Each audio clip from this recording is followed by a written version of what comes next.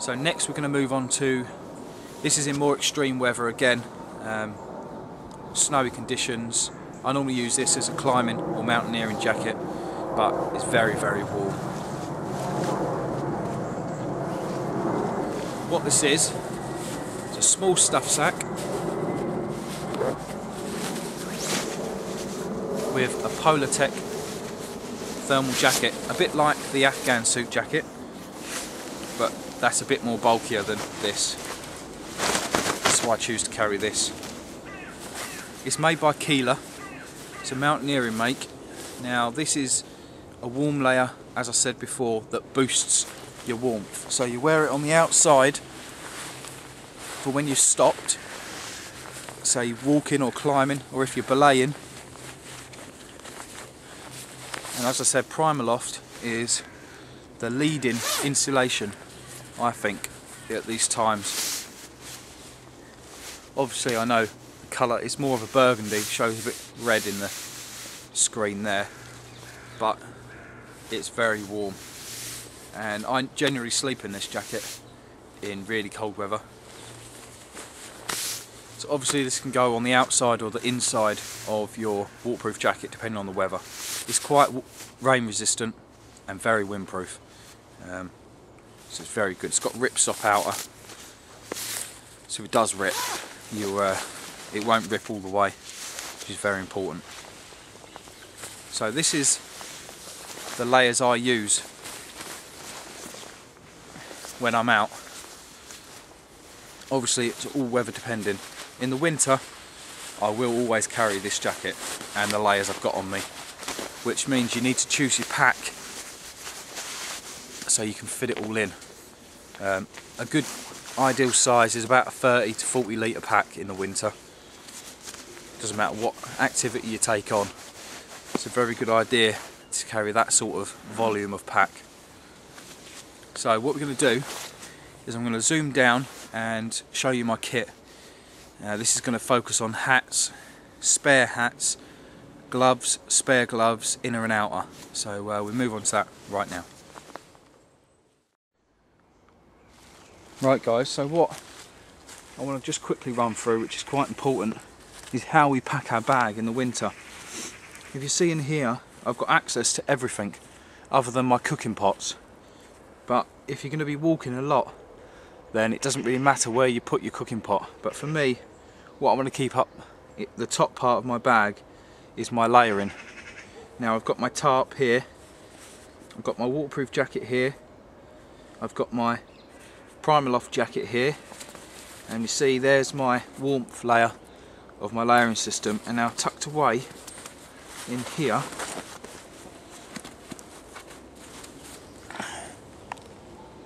if you can see there, these are my waterproof trousers. This is how far down I keep them.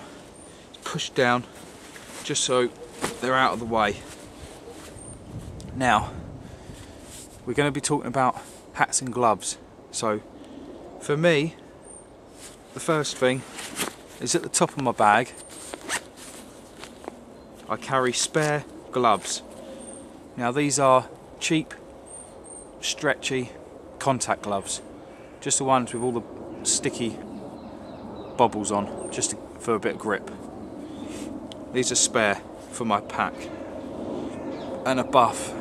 This is a normal buff, and this can obviously be used as a hat, which is a more important thing. Now these don't necessarily have to be for you. If you're in a group, as I said before, then someone loses a glove, you've got a pair of gloves there that's going to get them out of trouble, and a hat. So that's in the top of my pack. On my person, you see I've got my wrist loops there. I will keep my fleece gloves.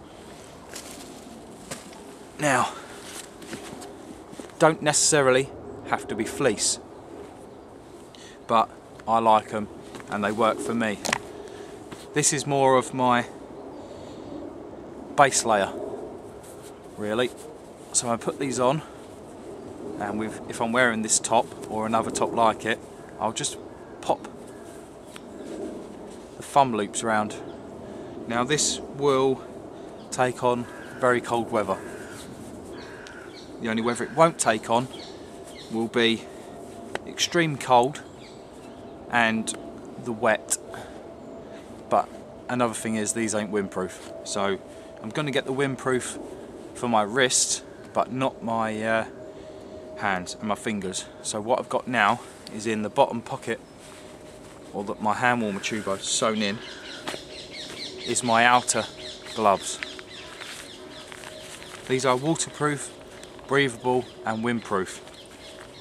They come with wrist attachments. These are very handy when you're in really windy weather, and all it is, you pass it over, move the rubber stopper up, and then they're permanently attached to you. You can tell by the material that it's waterproof. And these cover right up and are meant to be worn in snow conditions over your waterproof jacket. So that's these. They've got a rubber grip palm and a soft nose wipe bit there, or this side is to wipe the screen of your snow goggles. And also they've got a draw cord which can snug right down onto your arm. So that's what I carry for these gloves.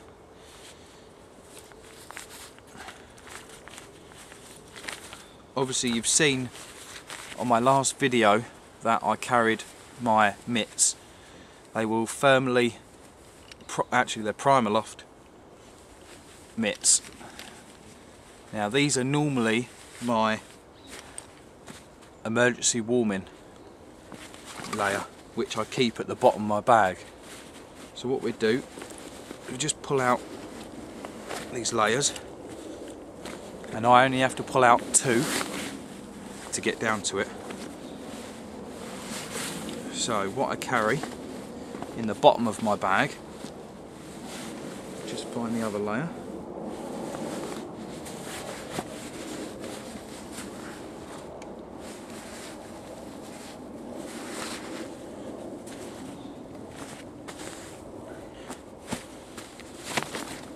Do is I just shove this down the floor.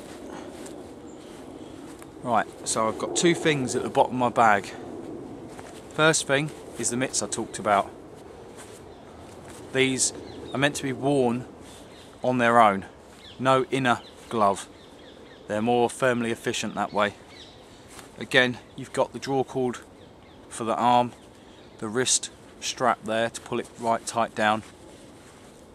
Again, the nose wipe or your visor wipe, and a rubber grip palm. They're very, very firmly efficient. Again, they come with the wrist attachments to keep them on you, which is very good. More in snowy weather, I'll keep these as my primary pair and move my fleece glove and outer glove as my secondary pair. So another thing I carry is my balaclava. This is a micro fleece balaclava made by Extremities. It covers up the face right to the eyes. It's quite important when you're out in really foul weather. Those of you that have been out in cold weather will know how good a balaclava is. Invaluable, especially for sleeping in. Comes right down to protect your neck as well. Very important to have a balaclava in snowy weather, I think. And some of the extremes I've been in, it's more than once saved my life. So they're more so the layers that are spare. Now you've all seen my wool hat. This is a warm possum hat and I love it. For 20 quid it's one of the best hats I've got. Now you saw my full layering system there. This is quite an important layer. Your hat. Your hat's what keeps the rest of your body warm. when you've got all these layers on. Now when we're walking, we take off your warming layer, which is my outer fleece, and if it's not raining, I take off my waterproof layer. It's a pain in the bum to be walking around in your waterproofs. Now, as soon as possible, I take mine off. If it's not raining, I take mine off. If I'm in snowy conditions, I generally will take my top half off and just walk in either my salopettes or my waterproof trousers. Now, choices between a jacket, a waterproof jacket, sorry, and a wool jacket. Really, for me, I've only carried my waterproof jacket out today to show you guys the layering system. I wouldn't generally carry a waterproof jacket, not in the woods where I'm just out for a day or overnight, unless I know it's going to absolutely chuck it down and this wool top won't handle it. So, ups and downs, or pros and cons shall we say, of waterproof jackets. The pros: extremely waterproof if you get a decent one, extremely windproof, and very breathable. It's not a very good breathable layer really. You want to be taking that off every chance you can. Now, cons: you can get very sweaty and hot. It can be a pain in the bum when moving about. They're very restrictive. Again, unless you buy a real expensive one. I have a mountain equipment one and a mountain hardware one, which are quite good at this. Gives you a bit more room. Another con of a waterproof jacket is it's very loud. It rustles a lot. Unless you get a Ventile. Again, I'm not going to keep going into all these other things, branching out, but let's stick with the Gore-Tex. Everyone knows Gore-Tex. Gore-Tex is a very thin, highly durable, rustly outer layer. So I generally don't wear waterproofs when I'm in the woods, especially if I want to be quiet, sneaking around.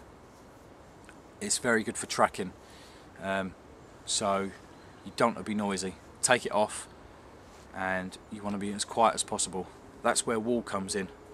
Now, wool is very comfortable depending on what kind of wool it is. You get very extreme differences in wool.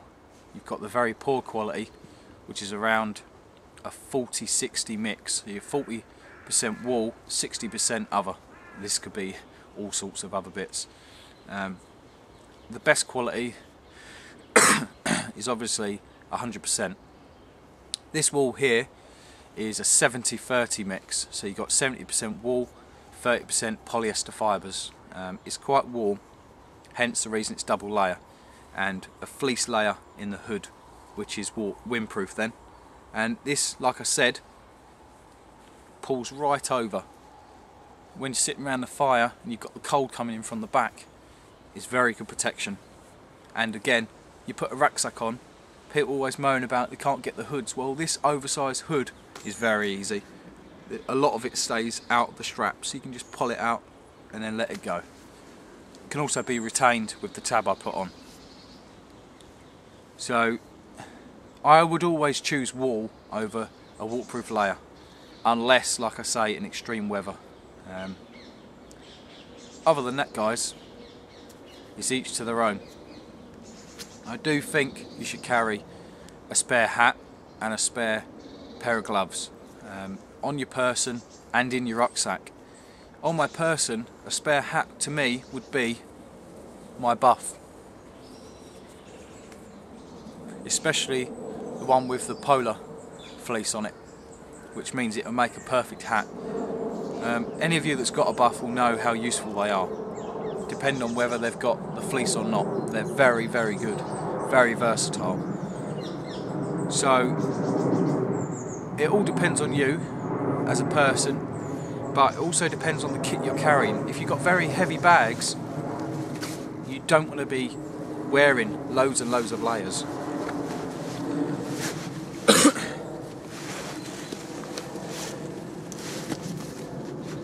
And you want to know where all your kit is. if you pack your kit the same way each time, you'll be able to find your kit.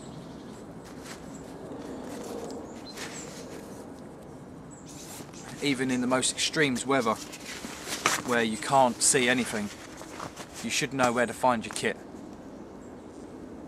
Now, for me, as a leader, say, in the woods or the wilderness or the mountains, I generally do carry spare kit for everyone else in the group.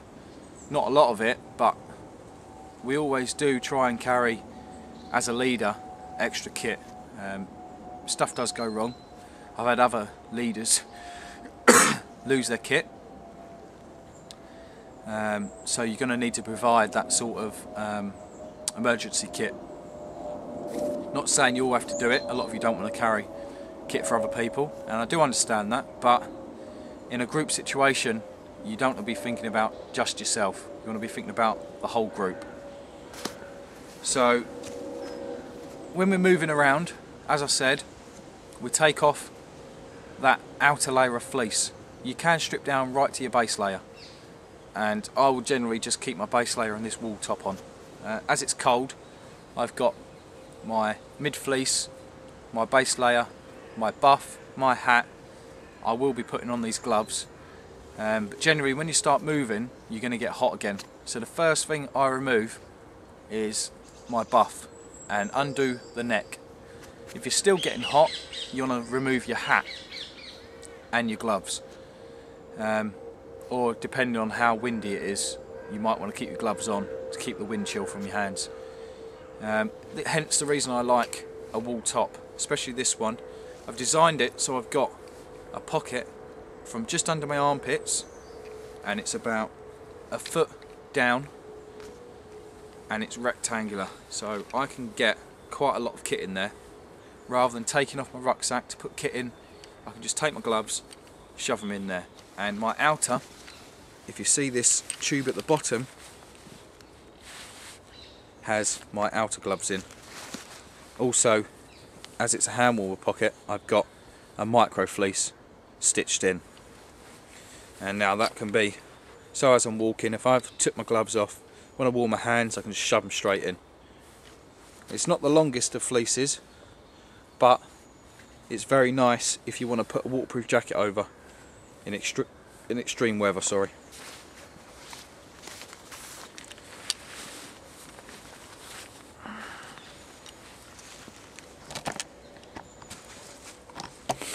Right, so that's it guys.